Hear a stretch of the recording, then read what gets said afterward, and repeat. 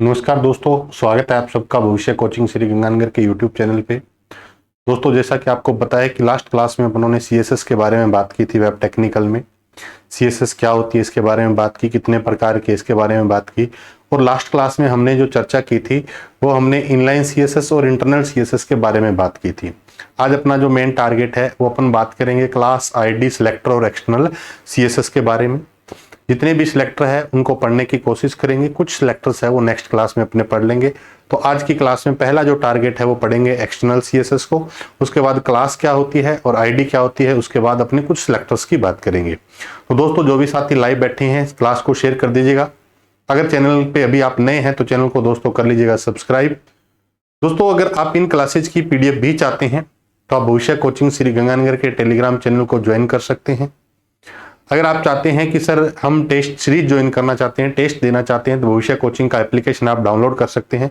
भविष्य कोचिंग के एप्लीकेशन का जो लिंक है इसी वीडियो के डिस्क्रिप्शन में आपको मिल जाएगा। दोस्तों, आज जो दोस्तों अपने पास पार्ट है वो पार्ट तो कौन सा है, सीएसएस का है, लेकिन सीएसएस में जो सेकंड पार्ट है उसके बारे में अपने बात करेंगे। तो चलिए दोस्तों, आज के अंदर जो क्लास है उसके अंदर अपने स्टार्ट करते हैं। सबसे पहले सीएसएस के बारे में एक छोटी सी जानकारी यह है कि आज है 29 अप्रैल।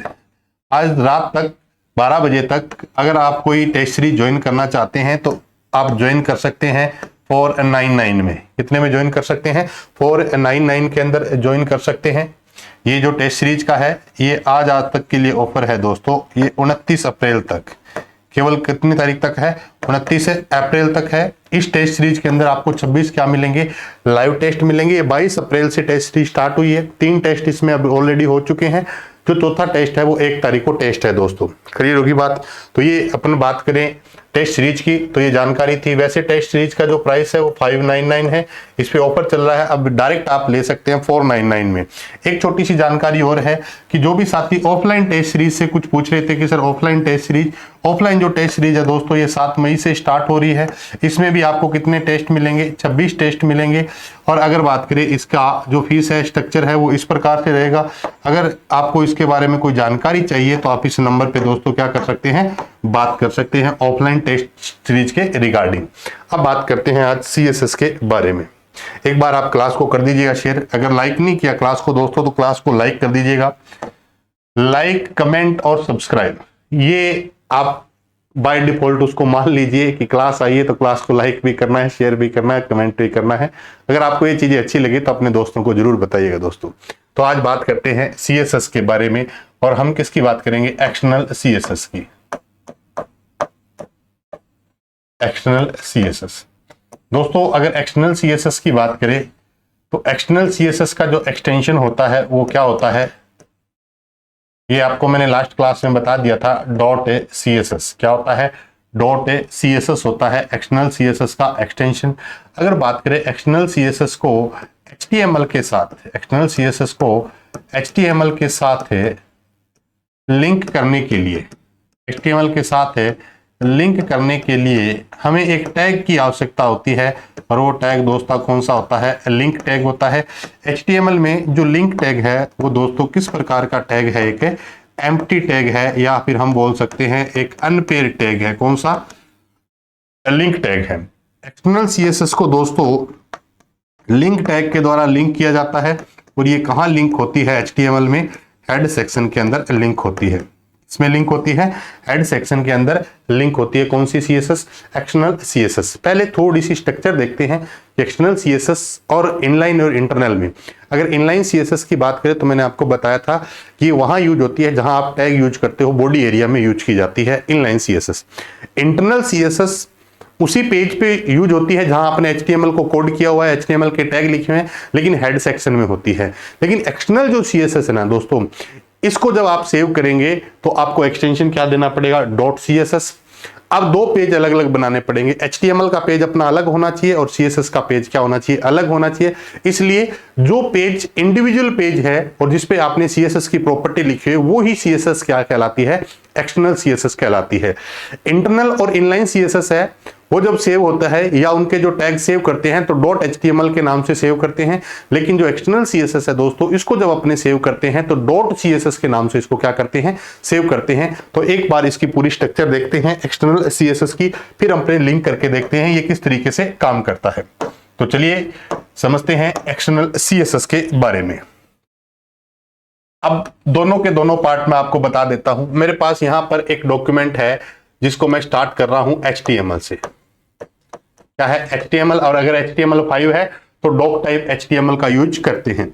आपने HTML डॉक्यूमेंट को स्टार्ट किया और यहां पर आपका HTML दोस्तों डॉक्यूमेंट क्या हो गया, क्लोज हो गया।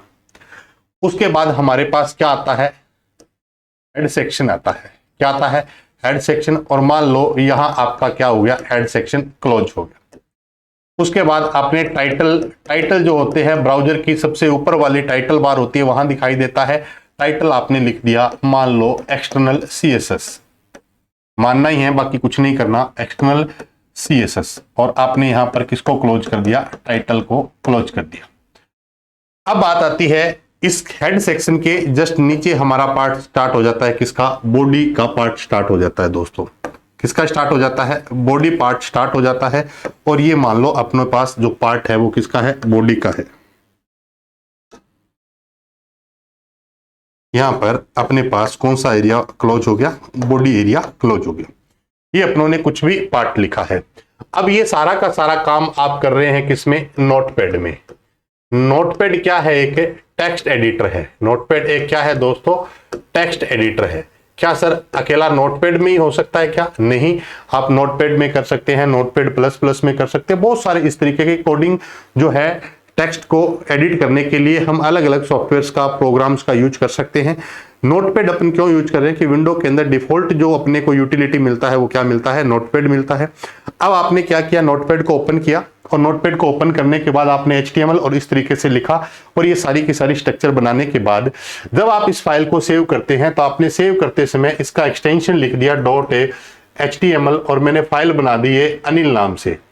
थोड़ा सा क्लियर देखिएगा, किस नाम से फाइल बना दी, अनिल नाम से, और हमने सेव किया किसको, anil.html नाम से। तो जैसे ही आप anil.html बनाएंगे तो आपके डेस्कटॉप पे अगर आप एड्रेस देते हैं, लोकेशन देते हैं, तो डेस्कटॉप पे आपका एक आइकन बन जाएगा किस नाम का, anil.html नाम का। जब आप इस फोल्डर को ओपन करेंगे तो आपका बाय डिफॉल्ट ये ब्राउजर में ओपन हो जाएगा। ब्राउजर का मतलब कोई गूगल क्रोम यूज कर रहे हो, मोजिला फायरफॉक्स यूज कर रहे हो, माइक्रोसॉफ्ट एज यूज कर रहे हो, ओपेरा है, ओपेरा मिनी है, बहुत सारे ब्राउजर्स है जिसमें सबसे ज्यादा अपने मान लो गूगल क्रोम का या इंटरनेट एक्सप्लोरर है, माइक्रोसॉफ्ट एज का यूज करते हो, तो जो भी बाय डिफॉल्ट ब्राउजर होगा उसमें ये क्या होगा, ओपन होगा। अभी तक आपको पूरे सिस्टम के अंदर क्या दिखाई देगा, आपके टाइटल बार पे एक्सटर्नल CSS दिखाई देगा। ये अपनों ने बनाया है कौन सा पेज, HTML का। अब हम एक्सटर्नल CSS को समझना चाहते हैं तो अब अपने पास दूसरा जो पेज आता है वो किसका आता है, CSS का। CSS का जो भी दोस्तों पेज होता है वो क्या होता है, करली ब्रेसेस के अंदर क्या करोगे, स्टार्ट करोगे और यहां पर मान लो इसको क्या किया, करली ब्रेसेस को आपने क्लोज किया। अब यहां पर आपने जैसे कोई प्रॉपर्टी लिखी CSS की, मान लो एक प्रॉपर्टी है कौन सी, कलर, और आपने कर दिया क्या, रेड। और एक प्रॉपर्टी है जैसे मान लो background colour, background dash colour. ये शायद मैंने आपको अच्छे तरीके से पहले क्लियर किया हुआ है कि प्रॉपर्टी जो सेपरेट होती है वो सेमीकोलन से होती है, प्रॉपर्टी से वैल्यू सेपरेट होती है वो कॉलन से होती है, और अगर एक प्रॉपर्टी के अंदर ज्यादा नेम है तो आप उसको अलग करते हैं किससे, डैश से। यानी कि बैकग्राउंड और कलर को अलग सेपरेट करने के लिए हमने हाइफन का यूज किया है। अगर बात करें कलर एक प्रॉपर्टी है और रेड उसकी वैल्यू है तो प्रॉपर्टी को वैल्यू से अलग किया है कॉलन से। ये पूरी की पूरी एक प्रॉपर्टी है कलर और रेड, और ये दूसरी जो प्रॉपर्टी है हमने इन दोनों को सेपरेट किया है सेमीकोलन से। क्लियर होगी बात। अब अपनों ने ये इतना सा कोड लिखा और इसको आपने क्या किया, सेव किया। इसको आपने क्या किया, सेव किया। ये भी आपने किस में लिखा, नोटपैड में लिखा। किस में लिखा, नोटपैड के अंदर। आपने इसको क्या किया, सेव किया, और सेव करते समय आपने इस फाइल का नेम दे दिया जैसे sunil.css। क्या दे दिया, sunil.css। अब अपने पास दो फाइल बन गई। एक फाइल है दोस्तों anil.html और एक फाइल है sunil.css है। अब तक जो CSS पढ़ी है लास्ट क्लास में, उसमें ऐसी स्ट्रक्चर नहीं थी। उसमें तो क्या था, यही पेज था और इसी में हमने स्टाइल एट्रीब्यूट लगाया। अगर बॉडी में यूज किया तो स्टाइल एट्रीब्यूट से कर लिया, और हेड सेक्शन में यूज किया तो स्टाइल टैग से कर लिया। अब अपने पास जो CSS है वो कौन सी है, एक्सटर्नल CSS है।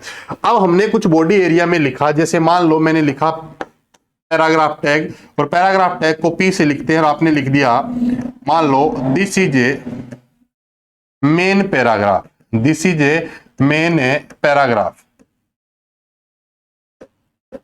और आपने P को दोस्तों क्या किया, क्लोज किया। उसके बाद आपने मान लो एक टैग लिखा H1 और आपने लिख दिया this is a main heading, this is a main heading. कोई फर्क नहीं पड़ता कि आप इसमें क्या लिख रहे हो, अपने को समझना है किसको, एक्सटर्नल CSS को, और आपने H1 को क्या किया, क्लोज किया।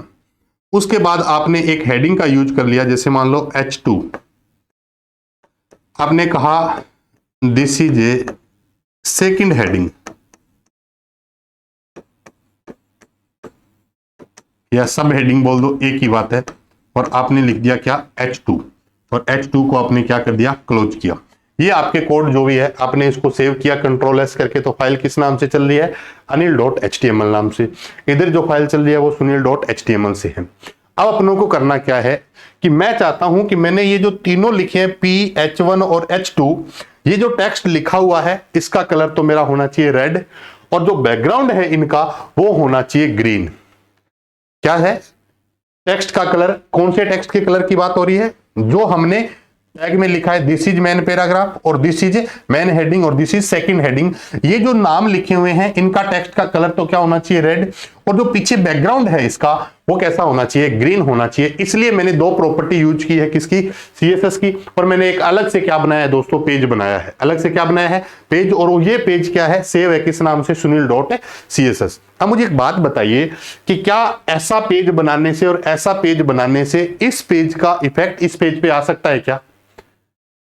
देखिए ये पेज अलग है और ये पेज क्या है, अलग है, तो कंप्यूटर को कैसे पता चलेगा कि ये पेज आपने इसके लिए बनाया है?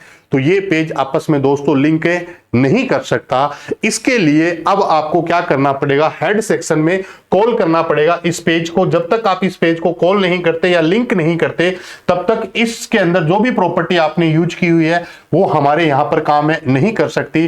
तो इसके लिए एक टैग मैंने आपको बताया था कि एक्सटर्नल CSS को लिंक करने का जो सिंटैक्स होता है वो किस प्रकार से है, बहुत बार एग्जाम में पूछा गया है।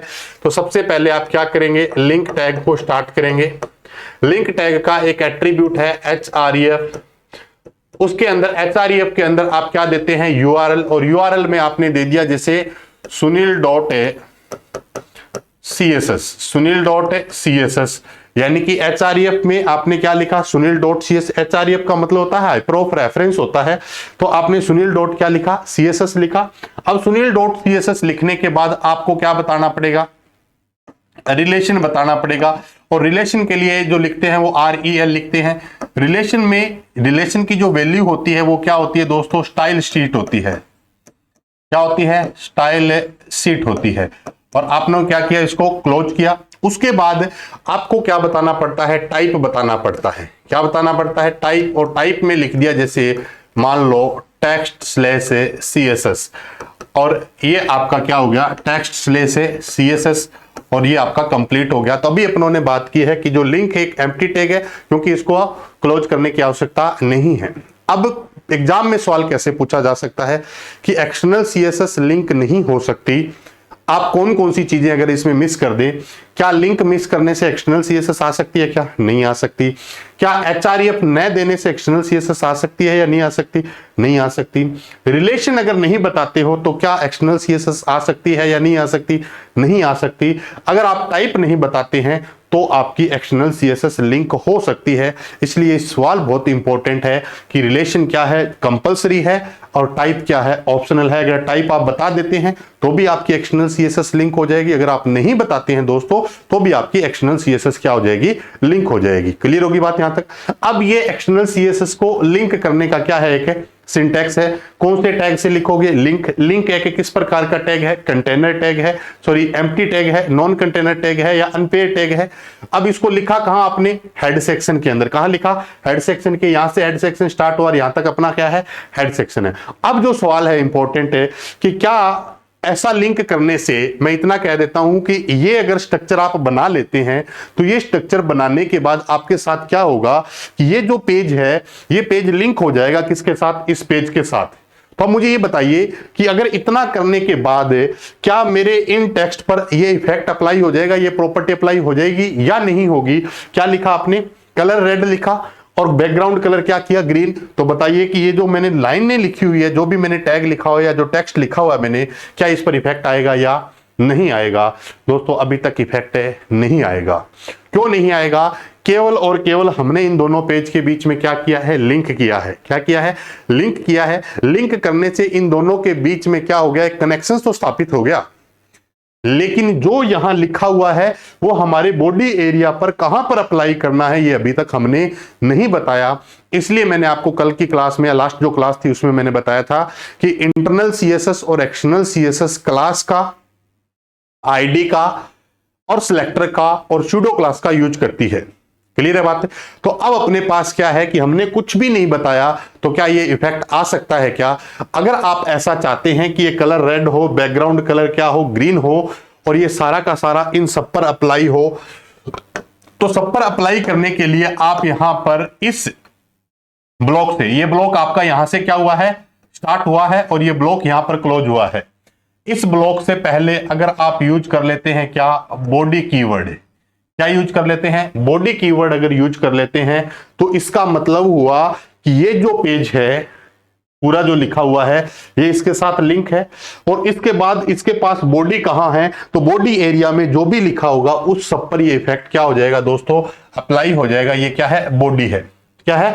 बॉडी है। इसका मतलब अब जो लिखा हुआ है इससे क्या होगा कि आपके द्वारा जो लिखा गया टेक्स्ट है उसका कलर क्या हो जाएगा? रेड हो जाएगा, और बैकग्राउंड क्या हो जाएगा? इनका ग्रीन हो जाएगा। ये हमारे पास लिंक करने का एक तरीका है दोस्तों। किसको? एक्सटर्नल सीएसएस को। किसको? एक्सटर्नल सीएसएस को।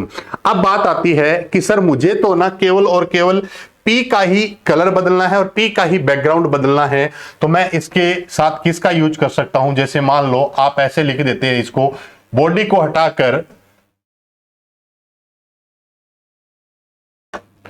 बॉडी को हटाकर आप क्या लिख सकते हैं?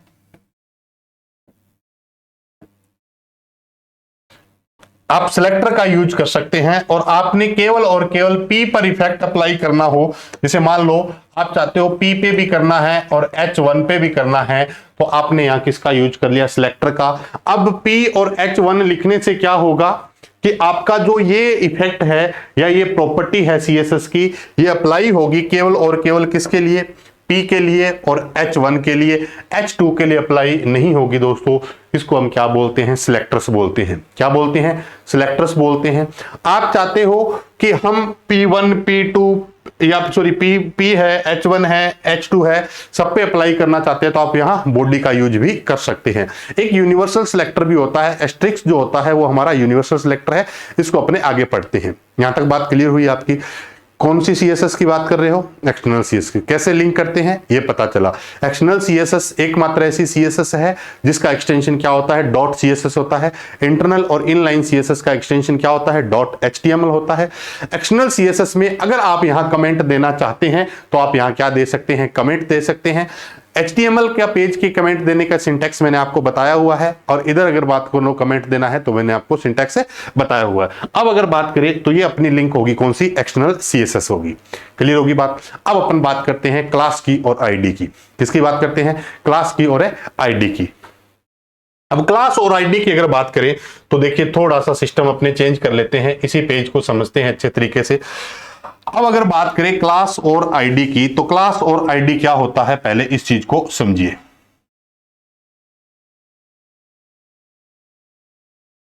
बात किसकी करनी है? क्लास और आईडी की। थोड़ा सा अपनों ने स्पेस बना लिया है यहां पर अपना क्लोज हो गया क्या? HTML, और यहां पर आपका क्लोज क्या है? बॉडी है। क्या है? बॉडी है। अब क्लास और आईडी की बात करें तो मैं यहां पर एक टैग यूज कर रहा हूं H3। क्या यूज कर रहा हूं? H3 और मैंने इसमें लिख दिया जैसे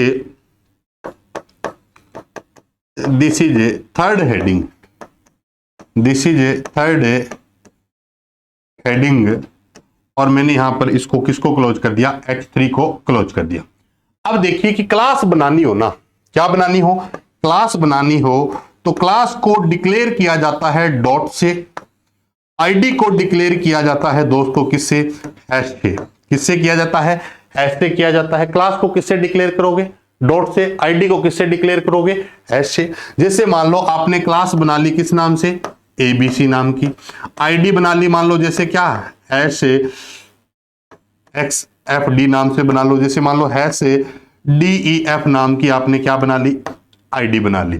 तो अब आपने क्या किया, क्लास बनाने के लिए क्या इसका यूज किया, डॉट ऑपरेटर का, और आईडी बनाने के लिए हम किसका यूज कर रहे हैं दोस्तों, हैश का यूज करते हैं। जैसे मान लो DEF नाम की मैंने क्या बना ली, आईडी बना ली। अब दोनों में फर्क क्या है, क्यों बनाते हैं आईडी और क्यों बनाते हैं क्लास। अगर आपको यहां लिखा गया कोड अगर ब्राउजर में एक ही बार यूज करना हो, सिंगल टाइम यूज करना हो, तो आप डिक्लेयर करें। सिंगल टाइम के लिए हम किसका यूज करते हैं, आईडी का। और अगर बात करें क्लास की, तो क्लास जब डिक्लेयर की जाती है जब आपके यहां मल्टीपल प्रॉपर्टी हो और मल्टीपल टाइम अगर आपने इधर यूज करनी हो तो किसका यूज कर लो, क्लास का। तो हम क्लास का यूज किस लिए करते हैं दोस्तों, मल्टी टाइम के लिए। किसके लिए, मल्टी टाइम के लिए। जैसे मान लो आपने पूरे ब्राउजर के अंदर या मान लो पूरे कोडिंग के दौरान आपको एक ऐसी यूनिक चीज रखनी है जो क्या हो, पूरे पेज पे एक हो, तो वो आप किस में डिक्लेयर कर दो, आईडी में। और अगर आपको मान लो मल्टी टाइम अगर यूज करना हो, अलग अलग चीजें यूज करनी है, तो क्या बना लो, क्लास बना लो। अब बात आती है क्लास और आईडी की। तो क्लास किससे डिक्लेयर होती है, डॉट से, और आईडी किससे होती है, हैश से होती है। एक छोटा सा एग्जांपल लेते हैं। यहां पर मैंने एक क्लास बनाई किस नाम की, एबीसी नाम की। किस नाम की बनाई, एबीसी नाम की मैंने क्लास बना ली। अब क्लास बनाने के बाद देखिए क्या ये प्रॉपर्टी मुझे H3 पर अप्लाई करनी है। किस पे अप्लाई करनी है, H3 पे अप्लाई करनी है। तो मैं यहां कॉल करूंगा किसको, क्लास को। तो क्लास को कॉल करने के लिए जो सिंटैक्स है वो किस प्रकार से लिखेंगे दोस्तों, तो ये देखिएगा कि जब किसी भी क्लास को कॉल किया जाता है, किसको कॉल किया जाता है, क्लास को, तो सबसे पहले अपने पास हेडिंग क्या थी, H3। क्लास को कॉल करने के लिए आप लिखेंगे क्लास, और क्या लिखेंगे, क्लास का नेम। और आपका क्लास का नेम क्या है, A B और C। क्या है, A B और C। ये आपका हो जाएगा पूरा सिंटेक्स। थोड़ा सा देखिएगा, आपको समझ में नहीं आ रहा होगा। क्या है, H3 है, उसके बाद आपने क्या लिखा, क्लास, और क्लास के बाद क्या आ जाएगा, क्लास का नेम, और उसके बाद ये चीज क्लियर होगी। आपने लिखा हुआ था मान लो यहां पर दिस इज मेन हेडिंग, मैं यहां लिख देता हूं इसको, दिस इज मेन हेडिंग। अब मान लो आपने क्या किया, क्लास को कॉल किया। क्लास डिक्लेयर है किस नाम से, एबीसी नाम से। तो आपने यहां पे कॉल कर लिया किसको, क्लास को। किसकी सहायता से, क्लास लिखा और क्लास का नेम। तो अब एग्जाम में ये पूछा जा सकता है कि क्लास को कॉल करने का सिंटैक्स क्या होता है दोस्तों। तो क्लास को कॉल करने का सिंटैक्स क्या होता है, पहले लिखेंगे क्लास इक्वल, और ब्रेसेस के अंदर क्या लिखोगे, क्लास नेम। क्या लिखोगे, क्लास नेम। सर ये क्लास नेम क्या होता है, जिस नाम की आपने क्लास बना रखी है वो नेम आप वहां देंगे। अगर यही चीज क्या हो, आईडी को कॉल करना हो, अगर मान लो एक पल के लिए कि अब आपने इस क्लास को क्या कर दिया हो, हटा दिया हो, और अब आपने क्या बना ली हो, यहां पर आईडी बना ली हो, और आईडी आपकी किस नाम से बन गई, मान लो हैश से DEF नाम से बन गई। तो अगर आईडी को कॉल करना हो तो कैसे करेंगे, सेम चीज है, जहां क्लास लिखा हुआ है वहां क्या लिख दो, आईडी। क्या लिख दो, आईडी। तो आपने क्या लिखना है, आईडी इक्वल DEF, और ये आपको कॉल हो गया किसको, आईडी को कॉल हो गया। तो क्लास को कॉल करने का सिंटैक्स क्या है और आईडी को कॉल करने का सिंटैक्स क्या है, तो ये क्लास के लिए होता है। और आईडी के लिए क्या यूज करेंगे, आईडी इक्वल क्या आ जाएगा, आईडी नेम। क्या आ जाएगा, आईडी इक्वल है आईडी नेम। ये होती है दोस्तों क्लास, और क्या होती है आईडी। डिफरेंस क्या है, क्लास ड्राइव्ड होती है या क्लास जो होती है डिक्लेयर की जाती है डॉट से, और आईडी डिक्लेयर की जाती है हैश से। आईडी का यूज तब करते हैं जब कोई यूनिक इंफॉर्मेशन अपने को देनी हो, और क्लास का यूज तब करते हैं जब किसी इंफॉर्मेशन को मल्टी टाइम यूज करना हो। तो अब अपने पास क्या आ गया, क्लास भी आ गई, और क्या आ गई, आईडी भी आ गई। इनका यूज भी मैंने आपको बता दिया है। ये है अपने पास कौन सी, एक्सटर्नल CSS है, किस प्रकार से लिंक करते हैं और कहां लिंक करते हैं, इसका सिंटैक्स क्या होता है, ये भी मैंने आपको बता दिया है। अब अपन बात करते हैं किसके बारे में, उम्मीद करता हूं ये पार्ट आपको अच्छे से क्लियर हो गया होगा। अब बात करते हैं सिलेक्टर्स की। अगर बात करें CSS के अंदर सिलेक्टर्स की, तो सबसे पहले CSS की बात करें तो एक सिलेक्टर आता है जिसका नाम है यूनिवर्सल सिलेक्टर। क्या आता है, यूनिवर्सल सिलेक्टर। एक अपने पास सिलेक्टर होता है जिसको हम क्या बोलते हैं, टाइप सिलेक्टर। क्या बोल सकते हैं, टाइप सिलेक्टर। टाइप सिलेक्टर बोल दो, चाहे आप इसको क्या बोल सकते हो, ग्रुप सिलेक्टर। टाइप सिलेक्टर बोल सकते हो, क्या बोल सकते हो, ग्रुप सिलेक्टर। उसके बाद एक सिलेक्टर आता है जिसको हम क्या बोलते हैं, चाइल्ड सिलेक्टर। क्या बोलते हैं, चाइल्ड सिलेक्टर। एक होता है descendant selector.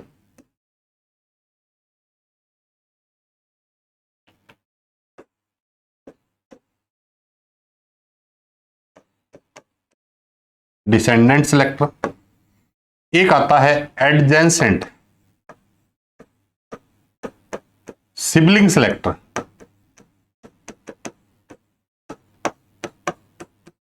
Adjacent sibling selector. और एक अपने पास आता है दोस्तों general sibling selector. General sibling selector. एक अपने पास आ गया जैसे 1 2 3 4 5 6 नंबर, 7 नंबर पे आ गया क्लास से। और एक आता है आईडी, क्लास और आईडी। ये सारे के सारे अपने पास क्या है, सिलेक्टर। दो मैंने आपको बता दिए, क्लास बता दी और आईडी बता दी। यूनिवर्सल जो सिलेक्टर होता है दोस्तों वो क्या होता है, एस्ट्रिक्स होता है। टाइप सिलेक्टर होता है वो क्या होता है, कोमा होता है। चाइल्ड सिलेक्टर होता है वो क्या होता है, ग्रेटर देन होता है। डिसेंडेंट सिलेक्टर होता है वो क्या होता है दोस्तों, स्पेस होता है। क्या होता है, स्पेस होता है। एडजेंसेंट सिबलिंग सिलेक्टर की बात करें तो ये होता है प्लस का सिंबल। जनरल सिबलिंग सिलेक्टर की बात करें दोस्तों तो ये क्या होता है, ये जो टिल्ड साइन होता है ये होता है। क्लास की अगर बात करें तो क्लास का जो ऑपरेटर या सिंबल होता है वो डॉट होता है। और आईडी का हाँ दोस्तों क्या होता है, हैश होता है। तो ये हमारे सिलेक्टर होते हैं किसके अंदर, CSS के अंदर होते हैं। अब कौन सा सिलेक्टर कब यूज किया जाता है, किस प्रकार से हम इसका यूज कर सकते हैं, जिनमें दो मैंने आपको बता दिया, क्या, क्लास और आईडी। स्टार का मतलब होता है यूनिवर्सल, जहां आप स्टार लगा दोगे तो पूरा का पूरा इफेक्ट होगा, पूरे डेटा पर क्या हो जाएगा, अप्लाई हो जाएगा। जैसे बॉडी लिखते हो, बॉडी का काम स्टार कर सकता है, स्टार का काम बॉडी भी कर सकता है। तो ये क्या कहानियां हैं, किस तरीके से ये काम कर सकते हैं, इसके बारे में विस्तार से जो चर्चा है दोस्तों, सभी सिलेक्टर्स के बारे में एक नेक्स्ट क्लास के अंदर पूरे सिलेक्टर्स की मैं आपको जानकारी दूंगा। अच्छा टॉपिक है सिलेक्टर्स में। चाइल्ड सिलेक्टर क्या होते हैं, चाइल्ड सिलेक्टर जो है इन दोनों में, डिसेंडेंट और चाइल्ड सिलेक्टर में क्या होता है, चाइल्ड सिलेक्टर केवल और केवल काम करता है किसके लिए, डायरेक्ट चाइल्ड के लिए। किसके लिए काम करता है, डायरेक्ट चाइल्ड के लिए होता है। अब अगर बात करें तो ये सारे के सारे क्या है दोस्तों, सिलेक्टर है। तो नेक्स्ट क्लास जो अपनी रहेगी वो रहेगी CSS के सिलेक्टर्स पे। उम्मीद करता हूं ये क्लास आपको अच्छी लगी होगी। क्लास अगर आपको अच्छी लगी तो अपने दोस्तों के साथ जरूर शेयर करिएगा। दोस्तों अगर क्लास की बात करें तो रोजाना की 8:15 बजे भविष्य कोचिंग के यूट्यूब चैनल पर आपको क्लास मिलती है। आप अपने दोस्तों के साथ दोस्तों क्लास को शेयर करिएगा। अगर अभी तक आपने चैनल को सब्सक्राइब नहीं किया तो चैनल को सब्सक्राइब करिएगा, अपने दोस्तों से भी करवाइएगा। बेल आइकन को प्रेस कर दीजिएगा ताकि जितने भी जब भी क्लासेस स्टार्ट हो तो उसका आपको नोटिफिकेशन मिलता रहे दोस्तों। तो मिलते हैं इसी तरीके से एक नई क्लास के साथ, तब तक के लिए दोस्तों नमस्कार, जय हिंद दोस्तों।